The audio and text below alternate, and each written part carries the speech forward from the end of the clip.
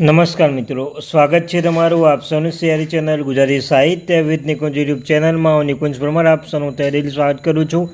તો આજના વિડીયોમાં વાત કરવાના છે પેન્શનો માટે ડીએ એરિયર્સને લઈને હાઈકોર્ટે આપ્યો મહત્વનો ચુકાદો. તો મિત્રો, હવે ખેર નહીં સારા સમાચાર, પેન્શન માટે લેટેસ્ટ અપડેટ મળી રહી છે ડીએ બાબતે. તેના વિશે આપણે વિગતે ચર્ચા કરવાના છીએ. તે પહેલાં વોટ્સઅપ ગ્રુપ, ટેલિગ્રુપ બંને બનાવ્યું છે, તેની લિંક ડિસ્ક્રિપ્શનમાં મૂકું છું, આવશે જોઈન થઈ જાય. તમને ચેનલ પર સરકારી કર્મચારી, નિવૃત્ત કર્મચારી, પેન્શન ધારકો બાબત, તેના પગાર બાબતે, ડીએ, ડીઆર, એચઆર અને કોઈ પણ અપડેટ આવે તો પણ તમને જાણ કરવામાં આવશે. તો ચેનલને સબસ્ક્રાઈબ કરી બેલ આઇકન બટન દબાવવાનું ભૂલશો નહીં. તો ચાલો વિદ્યાર્થી મિત્રો, વધારે સમય ન બગાડતા આજના વિડીયોની શરૂઆત કરું છું. તો મિત્રો, વોટ્સઅપ ગ્રુપ બંને જગ્યાએ લિંક ડિસ્ક્રિપ્શન મૂકું છું, અવશ્ય જોઈન થઈ જજો. તો મિત્રો, એક તરફ મધ્યપ્રદેશમાં અધિકારીઓ અને કર્મચારીઓ મોંઘવારી ભથ્થામાં વધારાની રાહ જોઈ રહ્યા છે, ત્યારે બાકીની રકમ પટવાઈ ગઈ છે.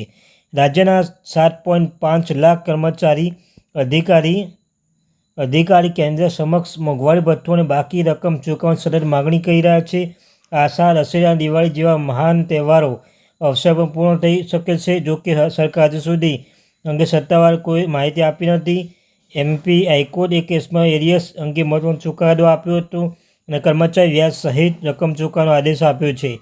હાઈકોર્ટ ઇન્દોરમાં ગ્રામીણ તિજોરી વિભાગના એક સબ એન્જિનિયર આ રાહત આપી છે કે કર્મચારીને નિમણૂક તારીખ લખવામાં કેટલીક ભૂલ હતી, જે બાદ તેમને નિવૃત્તિ બાદ પણ કોઈ સુવિધા આપવામાં આવી ન હતી.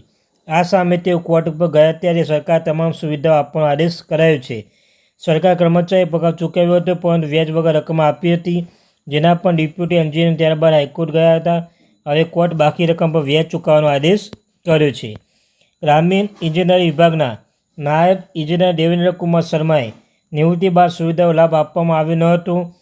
22 મહિના સુધી આનાથી વંચિત રહ્યા હતા. વિભાગનો નિર્ણય સામે પૂર્વ ડેપ્યુટી ઇજનેર હાઈકોર્ટ અરજી કરી હતી. દેવેન્દ્ર કુમાર શર્માની અરજી પર હાઈકોર્ટ વિભાગની ભૂલ સ્વીકારી હતી અને તમામ સુવિધા આપવાનો આદેશ કર્યો છે. સરકારે હાઈકોર્ટના નિર્ણયના અમલ કર્યા, પરંતુ માત્ર આંશિક રીતે. વિભાગે ભૂતપૂર્વ નાયબ ઇજનેર દેવેન્દ્ર કુમાર શર્માએ પગાર ધોરણ, પેન્શન, ગ્રેજ્યુએટ રજા રોકડ વગેરેની મુખ્ય રકમ ચૂકવી હતી, પરંતુ વ્યાજ ચૂકવી ન હતું. આ પછી પૂર્વ ડેપ્યુટી ઇજનેર બાકીના રકમ વ્યાજ પણ ચૂકવવામાં હાઈકોર્ટે અરજીઓ કરી હતી. હાઈકોર્ટ પૂર્વ ડેપ્યુટી એન્જિનિયર અરજી સ્વીકારી સરકારે વ્યાજની રકમ ચૂકવવા પર જણાવ્યું હતું, પણ કોર્ટે લગભગ 4 લાખ રૂપિયા વ્યાજની રકમ ચૂકવવાનો પણ આદેશ કર્યો છે. તો મિત્રો, આવી નવી ઇન્ફોર્મેશન માટે ચેનલને સબસ્ક્રાઈબ કરી બેલ આઇકન બટન દબાવવાનું ભૂલશો નહીં. આશા રાખું છું તમને અમારી વિડીયો પસંદ આવતો હશે. ચેનલને સબસ્ક્રાઈબ કરવાનું પણ ભૂલશો નહીં.